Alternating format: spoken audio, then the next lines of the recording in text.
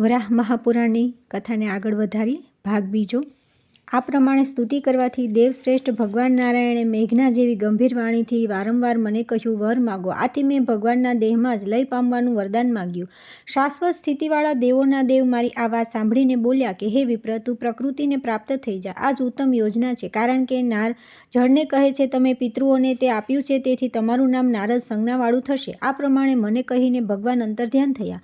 પછી મેં તપશ્ચર્યાથી કાલ પ્રાપ્ત થતા કલેવરનો ત્યાગ કર્યો અને હે રાજન, હું બ્રહ્મલોકમાં ગયો અને ફરીથી 10 પુત્રો સાથે દિવસનું સર્જન કર્યું ને મારી ઉત્પત્તિ થઈ। અવ્યક્ત જન્મમાં બ્રહ્મદેવનો જે આદિ દિન છે તે સમસ્ત દેવ આદિની સૃષ્ટિનો આદિ દિવસ છે। બ્રહ્માના કર્તવ્યથી જગતની સૃષ્ટિનો પણ એ જ આદિ દિવસ છે।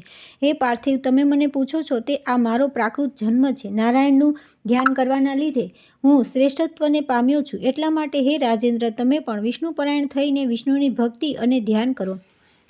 ત્યાર પછી આવે છે અધ્યાય ચોથો, નારાયણના વ્યાપકપણાનું વર્ણન। પૃથ્વી બોલી કે હે ભગવાન, જે સનાતન શાશ્વતી સ્થિતિવાળા દિવ્ય સ્વરૂપવાળા નારાયણ છે તે પરમાત્મા સર્વવ્યાપક છે કે નહીં તે આપ મને કહો। વરાહ બોલ્યા, પ્રાણીઓને ધારણ કરનારી હે પૃથ્વી, મત્સ્ય, કુર્મ, વરાહ, નરસિંહ, વામન, પરશુરામ, રામચંદ્ર, કૃષ્ણ, બુદ્ધ અને કલ્કી, આ 10 સ્વરૂપો તે ભગવાન નારાયણના કહ્યા છે। હે શોભને, ભગવાનના દર્શન કરવા ઈચ્છાનારાઓ માટે તેમના આ 10 સ્વરૂપો સોપાન રૂપે છે। તેના શ્રેષ્ઠ રૂપને દેવતાઓ પણ જોવા પામતા નથી। ભગવાન નારાયણ પ્રાકૃત સ્વરૂપ ધારણ કરે છે, એમના એ સ્વરૂપો પૃથ્વી પર વ્યાપ્ત થઈને રહે છે। ભગવાન નારાયણના બ્રહ્મારૂપ, રાજસ અને તામસ સ્વરૂપોથી આ વિશ્વ સ્થિતિને પામેલું અને એમના દ્વારા જ વિશ્વનું સંચાલન થાય છે। હે ધરે, તે દેવની ધરા પૃથ્વીરૂપ એક આદ્ય મૂર્તિ તમે છો, અર્થાત તમે નારાયણનું આદિ સ્વરૂપ છો। ભગવાનનું બીજું સ્વરૂપ જળ છે, ત્રીજું સ્વરૂપ તેજ છે, ચોથું વાયુ અને પાંચમું સ્વરૂપ આકાશ છે। આ 5 તત્વો તેમની મૂર્તિઓ અર્થાત સ્વરૂપો છે। મારી બુદ્ધિઓના તમે ક્ષેત્રજ્ઞ છો, મારા આત્મારૂપ તમે છો। વળી તે નારાયણની બીજી 3 મૂર્તિઓ સૂર્ય, ચંદ્ર અને યષ્ટા યજ્ઞકર્તા છે, આ 3 તેના સ્વરૂપો છે। આ પ્રમાણે બધી મળી 8 મૂર્તિઓ, 8 સ્વરૂપો તે નારાયણની છે। તે નારાયણથી આ સર્વ જગત વ્યાપ્ત છે। ભગવાન નારાયણનું સર્વવ્યાપકપણું આ રીતે મેં તમને જણાવ્યું। હે દેવી, બીજું તમે શું સાંભળવા ઈચ્છો છો? ધરણી બોલી કે રાજા, પ્રિયવ્રતને નારદે આ પ્રમાણે કહ્યા પછી તે રાજાએ શું કર્યું તે કૃપા કરીને મને કરો। વરાહ બોલા કે નારદ પાસેથી મેં આ વાત સાંભળ્યા પછી વિસ્મય પામેલા તે પ્રિયવ્રત રાજાએ તમારા 7 વિભાગ પાડી પુત્રોને આપી દીધા અને પોતે તપ કરવા લાગ્યા। સ્વયંભૂ પરબ્રહ્મ નારાયણનું નામસ્મરણ અને ધ્યાન કરતા રહીને રાજા પ્રિયવ્રત મોક્ષ પામ્યા। હે વરારોહે, તે ભગવાન નારાયણનું બીજું પણ વૃત ચરિત્ર સાંભળો। પૂર્વકાળમાં અશ્વશિરા નામનો એક પરમ ધાર્મિક રાજા હતો। તેણે ભગવાનની આરાધના કરવા માટે અશ્વમેઘ યજ્ઞ કર્યો અને બ્રાહ્મણોને પુષ્કળ દક્ષિણા આપી। યજ્ઞ પૂર્ણ થયા પછી અંતમાં કરવામાં આવતું અવૃભ્ર સ્થાન પછી યોગીઓમાં શ્રેષ્ઠ મુનિ રાજર્ષિ અશ્વશિરા બ્રાહ્મણોથી વીંટાઈને બેઠો હતો। એવામાં શ્રીમાન કપિલ અને યોગીરાજ જેગીશ્રવ્ય આ 2 મુનિઓ ત્યાં આવી પહોંચ્યા। રાજાએ તરત ઊભા થઈ અત્યંત ભક્તિભાવથી આદર સહિત તેમનું સ્વાગત કર્યું અને તે શ્રેષ્ઠ રાજાએ તેમનું પૂજન કર્યા પછી તે બંને દેવો આસન પર વિરાજમાન થયા। તેમણે આસન પર બેઠેલા જોઈ મહાબળવાન તે રાજાએ તીવ્ર બુદ્ધિવાળા, સ્વેચ્છાથી આવેલા અને યોગને જાણનારા તે બંને મુનિઓને પૂછ્યું, પુરુષોમાં ઉત્તમ હે વિપ્ર, હું આપ બંનેને મારા મનમાં ઉત્પન્ન થયેલા એક સંશય વિશે પૂછું છું। સર્વશ્રેષ્ઠ ભગવાન નારાયણ દિવ્ય છે, તેઓ સર્વ પાપનું હરણ કરે છે। એ ભગવાનની આરાધના હું કેવી રીતે કરું તે આપ મને કહો। બંને વિપ્રો બોલ્યા કે હે રાજન, સર્વશ્રેષ્ઠ ભગવાન નારાયણ તમે કોને કહો છો? હે નૃપ, નારાયણ સ્વરૂપ અમે બંને તમારી આગળ પ્રત્યક્ષ થયા છીએ। રાજા અશ્વશિરા બોલ્યા, આપ બંને બ્રાહ્મણો સિદ્ધ પુરુષો છો, આપે તપ દ્વારા પાપોને ભસ્મ કર્યા છે, પરંતુ અમે બંને નારાયણ છીએ આવું વચન શાથી ઉચ્ચાર્યું? હાથમાં શંખ, ચક્ર અને ગદાને ધારણ કરનારા, પીતાંબર પરિધાન કરનારા, ગરુડના ઉપર આરૂઢ થયેલા દેવાધિદેવ ભગવાન જનાર્દન સમાન આ પૃથ્વી પર બીજું કોણ છે? રાજાનું આવું વચન સાંભળીને સત્ય પ્રતિજ્ઞાવાળા તે બંને બ્રાહ્મણો હસીને કહેવા લાગ્યા કે હે રાજન, જો વિષ્ણુના દર્શન કર। આ પ્રમાણે બોલીને કપિલ મુનિ પોતે વિષ્ણુ સ્વરૂપ થયા અને યોગીરાજ જેગીશ્રવ્ય તે જ ક્ષણે ગરુડ બની ગયા। સનાતન અને દિવ્ય નારાયણને ગરુડ ઉપર આરૂઢ થયેલા જોઈને રાજાની સભામાં તે સમયે હાહાકાર મચી ગયો। તે મહાકીર્તિમાન રાજા હાથ જોડીને બોલ્યો કે હે વિપ્રો, આપ બંને શાંત થાઓ। વિષ્ણુ આવા ન હોય। પરમેશ્વર વિષ્ણુના નાભિકમળમાંથી તો બ્રહ્મા ઉત્પન્ન થયા છે, તેથી જ તે પરમેશ્વર વિષ્ણુ બ્રહ્માના ઉત્પાદક છે। પોતાના નાભિકમળમાંથી બ્રહ્માનું સર્જન કરતા હોય તે જ પરમેશ્વર વિષ્ણુ છે। રાજાની આ વાત સાંભળીને તે બંને મુનિશ્રેષ્ઠોએ અદ્ભુત માયા, ખાસ કરીને યોગ માયાની રચના કરી। તેમાં કપિલ મુનિ પદ્મનામ સ્વરૂપ ભગવાન વિષ્ણુ થયેલા જણાયા અને યોગીરાજ જેગીશવ્ય તેના નાભિકમળમાં વિરાજમાન પ્રજાપતિ બ્રહ્મા સ્વરૂપે જાણવા લાગ્યા. તેમાંથી ઉત્પન્ન થયેલા તેજસ્વી રક્તનેત્રવાળા પ્રલયકાળના અગ્નિ સમાન રુદ્રને રાજા પ્રિયવ્રતે જોયા. આ જોઈને રાજા પ્રિયવ્રત તેમને કહેવા લાગ્યા કે હે વિશ્વના અધિપતિ, યોગીઓની આ માયા સદા જોવા મળતી નથી. આપ શ્રીમાન સર્વવ્યાપક સાક્ષાત હરિવિષ્ણુ છો. રાજસભામાં બોલાયેલું રાજાનું આ વાક્ય પૂરું થતાં જ પ્રાણીઓને ધારણ કરનારી હે પૃથ્વી, તે રાજભવનમાં સર્વત્ર માંકડ, મચ્છર, જૂ, ભમરા, પક્ષીઓ પેઠે ચાલનારા પ્રાણીઓ, સર્પ આદિ ઉર્ગવો, ઘોડાઓ, ગાયો, હાથીઓ, સિંહો, વાઘ, શિયાળ, હરણ વગેરે બીજું પશુઓ, ગામમાં અને કીડા જંગલમાં ઉત્પન્ન થતા વગેરે કરોડો પ્રાણીઓ દેખાવા લાગ્યા. એ પ્રાણી સમુદાયને જોઈને જ રાજા અત્યંત વિસ્મય પામ્યો ને આ બધું શું હશે એવો વિચાર કરતા તેને યોગીરાજ જેગીશવ્ય અને બુદ્ધિમાન કપિલના મહાત્મ્યનો ખ્યાલ આવતા રાજા અશ્વશિરા હાથ જોડીને તે બંને વિપ્રાશીઓને ભક્તિપૂર્વક પૂછવા લાગ્યા, હે વિપ્રવરો, આ બધું શું છે? આવું સાથી થયું? બે વિપ્રો બોલ્યા કે હે રાજન, તે અમને બંનેને પૂછ્યું હતું કે ભગવાન વિષ્ણુનું પૂજન કેમ કરવું, એમની પ્રાપ્તિ કેવી રીતે થાય, એટલા માટે તને આ સર્વ દેખાડવામાં આવ્યું છે. હે રાજન, એ સર્વજ્ઞ ભગવાન નારાયણના સ્વરૂપો છે જે તમને દેખાડવામાં આવ્યા છે. એ દેવાધિદેવ ભગવાન નારાયણ સર્વજ્ઞ છે, પોતાની ઈચ્છા પ્રમાણે રૂપને કરનારો છે. માણસોને એ પ્રભુ સૌમ્ય રૂપ ધારણ કરેલો પણ ક્યાંક પ્રાપ્ત થતો હોય છે. એની આરાધના અન્યને ઉદ્દેશીને થતી નથી, પરંતુ તે જગતપતિ અમુક એક જ સ્થળે નહીં પરંતુ સર્વ પ્રાણીઓના શરીરમાં રહેલો હોવાથી પરમાત્મા રૂપે સર્વને પોતાના શરીરમાં અનન્ય ભાવથી દેખાતો હોય છે. હે રાજેન્દ્ર, પરમાત્મા સર્વવ્યાપક છે આ વાતની તને પ્રતીતિ થાય એટલા માટે અમે બંને તે દિવ્ય આત્માના ઉત્કૃષ્ટ રૂપનું તને દર્શન કરાવ્યું. હે જનેશ્વર, ભગવાન નારાયણ વ્યાપક હોવાથી વિષ્ણુ છે અને તેથી તે સર્વગત છે, અર્થાત સર્વ પ્રાણીઓમાં રહેલા છે. તે તારા દેહમાં, તારા મંત્રીઓના અને તારા સેવક સમુદાયના શરીરમાં પણ રહેલા છે. હે રૂપ, તને દેવતાઓ, પશુઓ અને કીટ સમૂહ દેખાડવામાં આવ્યા તે બધા પણ વિષ્ણુમય જ છે. હરિ સર્વવ્યાપક છે, સર્વ પ્રાણીઓમાં રહેલા છે. આમ દ્રઢતાપૂર્વક સમજીને મક્કમપણે માનવું તેના જેવું બીજું કોઈ થયું નથી. આવા ભાવથી તેનું ભજન કરવું. હે રાજન, તારામાં ઉત્પન્ન થયેલા જ્ઞાનના સદભાવનું ભગવાન તારા નારાયણનું વર્ણન તને કરી બતાવ્યું. હે પૂજ્ય નારાયણનું નિષ્ઠાપૂર્વક તું સ્મરણ કીર્તન કરતો રહે. એ પરમેશ્વરનું એકાગ્ર ચિત્તથી ધ્યાન કરવાથી, ધૂપ, દીપ, નૈવેદ્ય અર્પણ આદિથી પૂજન કરવાથી અને બ્રાહ્મણોને તૃપ્ત કરવાથી ભગવાન નારાયણ સરળતાથી શીઘ્ર પ્રાપ્ત થાય છે. ત્યાર પછી આવે છે 5મો અધ્યાય, કર્મથી પ્રાપ્ત થતા મોક્ષ વગેરે. રાજા અશ્વશિરા બોલ્યા કે આપ બંને જણ મને ઉત્પન્ન થયેલા એક સંદેહનું નિવારણ કરવા માટે સમર્થ છો. મારો એ સંદેહ છિન્ન થઈ જાય તો સંસારમાંથી મારી મુક્તિ થાય. રાજાએ આ પ્રમાણે કહેવાથી યોગી શ્રેષ્ઠ ધર્માત્મા કપિલ મુનિએ રાજાને ઉત્પન્ન થયેલો સંદેહ પોતાને કહેવા જણાવ્યું. કપિલ બોલ્યા કે હે પરમ ધાર્મિક રાજન, તમારા મનમાં શો સંદેહ છે તે સાંભળ્યા પછી હું તેનું નિવારણ કરીશ. તમે જે ઈચ્છતા હો તે મને કહો. રાજા બોલ્યા, કર્મ કરનારને મોક્ષ મળે છે કે જ્ઞાનીને મોક્ષ મળે છે? હે મુને, મારા પર આપે અનુગ્રહ કર્યો છે, તેથી મારા સંશયને દૂર કરો. કપિલ બોલ્યા કે હે મહારાજ, પૂર્વકાળમાં બ્રહ્માના પુત્ર રેભ્ય અને રાજા વસુએ આ પ્રશ્ન બૃહસ્પતિને પૂછ્યો હતો. બ્રહ્માના વંશની પરંપરામાં વૃદ્ધિ કરનાર ચાક્ષુષ મનુના સમયમાં પૂર્વે વિદ્વાની, જ્ઞાની અને દાનેશ્વરી વસુ નામનો શ્રેષ્ઠ રાજા હતો. એ રાજા વસુ બ્રહ્માને મળવાની ઈચ્છાથી એક વખતે તેમના ધામમાં ગયો. હે રાજન, માર્ગમાં તેને વિદ્યાધરોમાં શ્રેષ્ઠ ચૈત્રરથ નામનો વિદ્યાધર મળ્યો. તેને વસુએ પ્રીતિપૂર્વક પૂછ્યું, બ્રહ્માને ત્યાં અત્યારે શું પ્રસંગ ચાલે છે? આથી તે વિદ્યાધર ચૈત્રે રથે વસુને કહ્યું કે હે પ્રભો, બ્રહ્મધાનમાં અત્યારે દેવતાઓની સભા ભરાયેલી છે. આ સાંભળીને વસુ બ્રહ્માના દ્વાર આગળ ઊભો રહ્યો. એવામાં તપસ્વી રેભ્ય ત્યાં આવી પહોંચ્યા. તે વસુ રાજા શુદ્ધ ચિત્તવાળો અને પ્રેમાળ હતો. તેણે તેમનું પૂજન કર્યું અને પૂછ્યું કે હે મુનિ, ક્યાં જવા નીકળ્યા છો? રેભ્ય બોલ્યા કે હે મહાનરૂપ, કઈ કાર્ય વિશે પૂછવાનું હોવાથી હું દેવોના પુરોહિત બૃહસ્પતિ પાસે ગયો હતો. અત્યારે હું તેમની પાસેથી આવી રહ્યો છું. આ પ્રમાણે રેભ્ય બોલતા હતા ત્યારે હે પ્રભુ, બ્રહ્માની સભામાં આવેલા દેવગણો સભા પૂરી થયાથી પોતપોતાના ધામમાં ચાલ્યા ગયા. એવામાં બૃહસ્પતિ પણ તે મહાપરિષદમાંથી બહાર આવ્યા. તેમણે રેભ્ય સાથે જ્ઞાન ચર્ચા કરી. વસુએ તેમનું પૂજન કર્યું. બૃહસ્પતિ પોતાના સ્થાન પર જવા તૈયાર થયા ત્યારે રેભ્ય, અંગિરાના પુત્ર અંગિરસ, બૃહસ્પતિ અને રાજા વસુ આ ત્રણેય એક સ્થળે બેઠા હતા. હે રાજેન્દ્ર, હે અશ્વશિરા, તે ત્રણેય જણા બેઠા હતા તે સમયે દેવગુરુ બૃહસ્પતિ રેભ્યને કહેવા લાગ્યા, વેદ અને વેદોના અંગોમાં પારંગત હે મહાભાગ્યશાળી રેભ્ય, બોલો, હું તમારું શું કાર્ય કરું?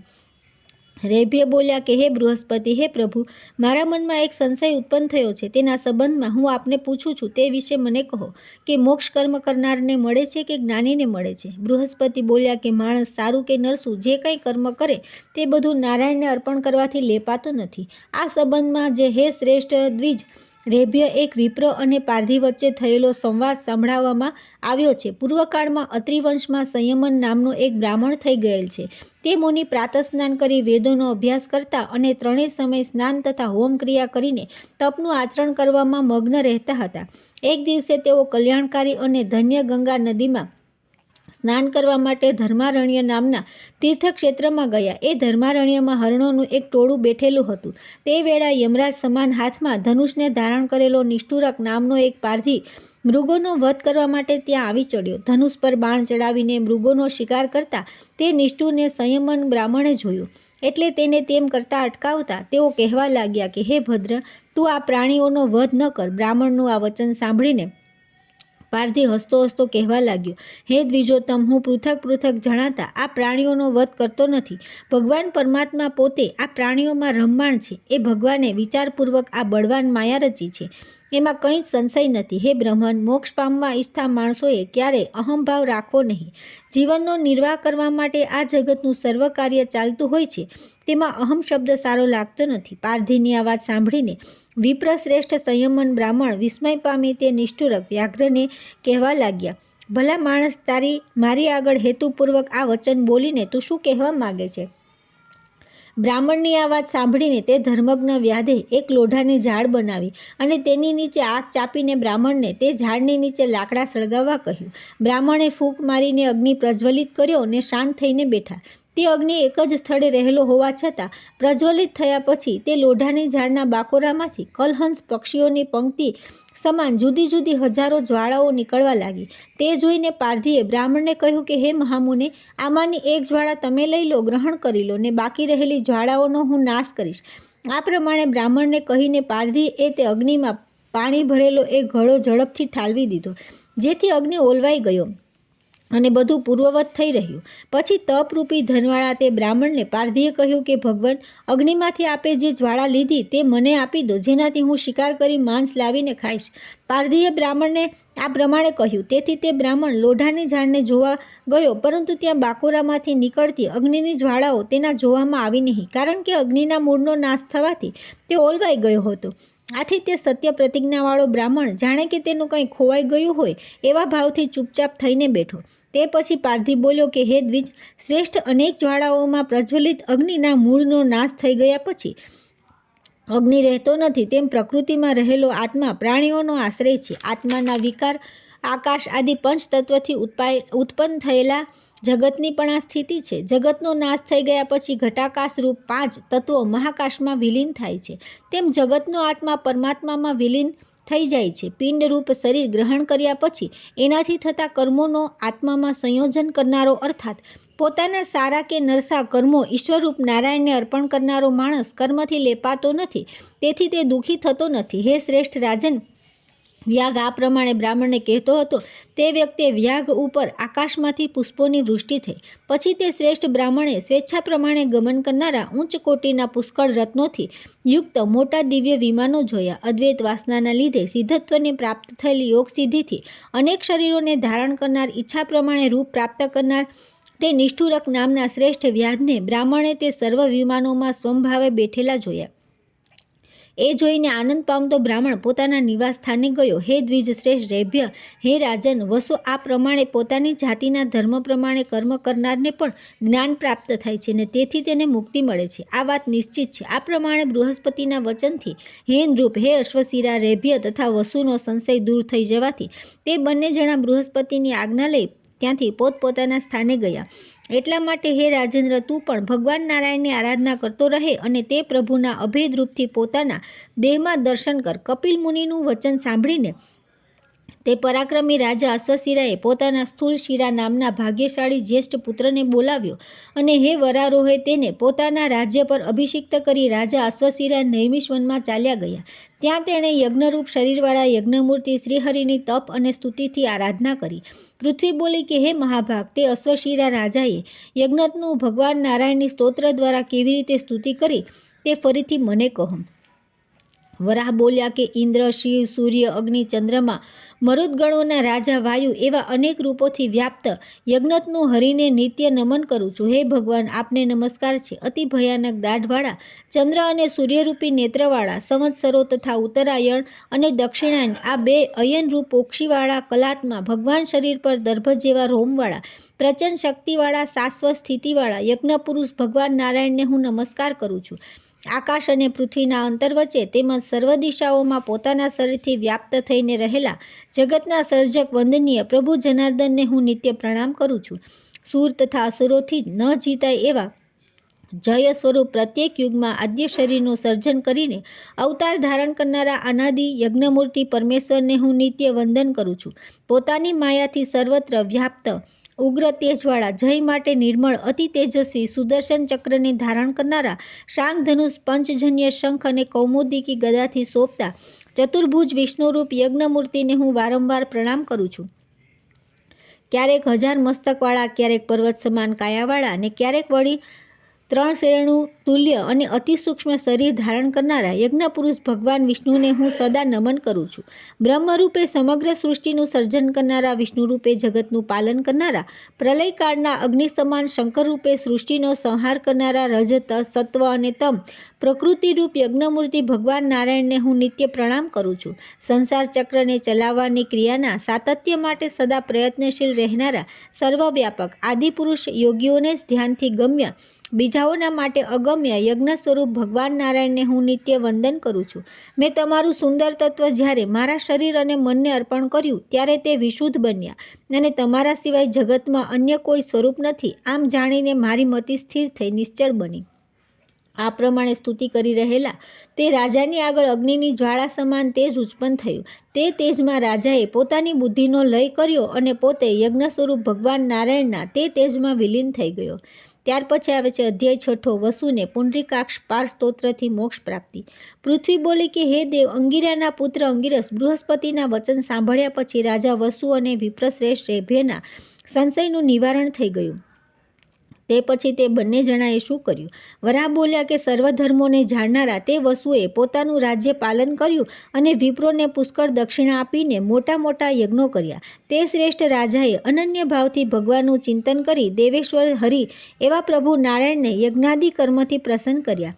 ત્યારબાદ ઘણો કાળ વીત્યા પછી રાજ્યના ભોગની ઈચ્છા અને કામાદિ ઇન્દ્રિયોના અંતે સર્વ કાર્યમાંથી નિવૃત્ત થવાથી મતિ તેને ઉત્પન્ન થઈ. આથી પોતાનો પુત્ર વિવસ્વાન, જે 100 ભાઈઓમાં સૌથી મોટો હતો, તેને પોતાના રાજ્ય પર અભિષિક્ત કરીને રાજા વસુ તપ કરવા માટે વનમાં ચાલ્યા ગયા. સર્વ તીર્થોમાં શ્રેષ્ઠ પુષ્કર નામનું એક તીર્થ છે. ત્યાં ભગવાન વિષ્ણુના તેમના ભક્તો પુંડરીકાક્ષ નામથી પૂજન કરે છે. કાશ્મીરના અધિપતિ રાજા વસુએ તપ કરીને શરીરને સૂકવી નાખ્યું. તે જ્ઞાની રાજાએ કલ્મશ રહિત ભગવાન નારાયણની પુંડરીકાક્ષ સ્તોત્ર દ્વારા સ્તુતિ કરી અને અંતમાં તે શ્રેષ્ઠ રાજા ભગવાનના સ્વરૂપમાં વિલીન થઈ ગયા. પૃથ્વી બોલી કે હે દેવ, ભગવાન પુંડરીકાક્ષની સ્તુતિ તે રાજાએ કેવી રીતે કરી, એ સ્તોત્ર કેવા પ્રકારનું છે તે હે પરમેશ્વર આપ મને સાર રૂપે કહો. વરાહ બોલ્યા કે હે પુંડરીકાક્ષ, આપને નમસ્કાર છે. હે મધુસૂદન, આપને વંદન છે. હે સર્વલોકના ઈષ્ટ, આપને નમસ્કાર છે. હે તીક્ષ્ણ સુદર્શન ચક્રને ધારણ કરનારા ભગવાન વિષ્ણુ, આપને નમસ્કાર છે. વિશ્વરૂપ સ્વરૂપવાળા મોટા બાહુઓવાળા વર આપનારા સર્વ તેજોના ધામરૂપ વિદ્યા અને અવિદ્યામાં વ્યાપ્ત ભગવાન પુંડરીકાક્ષને નમસ્કાર છે. દિવ્ય રૂપધારી સર્વના આદિપુરુષ મહાતેજસ્વી વેદ અને વેદના અંગોના પારને પામેલા અગાધ ગુણવાળા સર્વ દેવોના અધિપતિ કમળ જેવા નેત્રવાળા ભગવાન પુંડરીકાક્ષને નમસ્કાર કરું છું. હજારો મસ્તકવાળા, હજારો આંખવાળા, વિશાળ ભુજાવાળા જગતમાં સર્વત્ર વ્યાપી રહેલા પરમેશ્વરને નમસ્કાર કરું છું. શરણ પ્રાપ્ત કરવા માટે સર્વના આશ્રયરૂપ, સર્વનું રક્ષણ કરનારા, સર્વવ્યાપક, સર્વના ઉપર વિજય પ્રાપ્ત કરનારા, શાશ્વતી સ્થિતિવાળા, નીલ મેઘના જેવી કાંતિવાળા, ચક્રધારી ભગવાન વિષ્ણુ પુંડરીકાક્ષને નમસ્કાર કરું છું. શુદ્ધ સ્વરૂપવાળા, સર્વત્ર વ્યાપ્ત, નિત્ય, સર્વવ્યાપકથી આકાશરૂપ, સનાતન, જન્મ મરણથી રહિત, સર્વ પ્રાણીઓમાં નિવાસ કરનારા ભગવાન પુંડરીકાક્ષને નમસ્કાર છે. હે અચ્યુત, અવિનાશી ભગવાન, આપના સ્વરૂપથી રહિત અન્ય કોઈ સ્વરૂપને હું જોતો નથી. આ ચર અને અચર સર્વ જગત આપનાથી વ્યાપ્ત છે. રાજા વસુ ભગવાન પુંડરીકાક્ષની આ પ્રમાણે સ્તુતિ કરી રહ્યા હતા ત્યારે તેમના શરીરમાંથી નીલ મેઘના જેવા વર્ણવાળો, લાલ આંખોવાળો, ટૂંકા શરીરવાળો, બળી ગયેલા લાકડાના ઠૂઠા જેવો વિકરાળ ભયંકર પુરુષ બહાર નીકળી આવ્યો. તેમની આગળ તે હાથ જોડીને પૂછવા લાગ્યો, હે નરેન્દ્ર, હું શું તમારું પ્રિય કાર્ય કરું? રાજા વસુ બોલ્યા કે તું કોણ છે? અહીં તારું શું કામ છે? તું ક્યાંથી આવ્યો છે? હે વ્યાગ, હું આ જાણવા ઈચ્છું છું, તેથી તું મને આ કહે. વ્યાગ બોલ્યો કે હે રાજન, પૂર્વે કળયુગમાં પૂર્ણ ધર્મોદ્ભવ નામના તમે રાજા હતા. તમે દીર્ઘદ્રષ્ટિવાળા અને ચતુર હતા. તમે ભારતના દક્ષિણ ભાગમાં આવેલા દંડકારણ્યમાં એક સમયે ઘોડા પર સવાર થયેલા માણસો સાથે વન્ય પશુઓનો શિકાર કરવા માટે ગયા હતા. ત્યાં તમે મૃગનો વેશ ધારણ કરેલા એક મુનિને ઈચ્છા વિના 2 દંડ 8 હાથ દૂર ધરણીધર પર ઢાળી દીધા.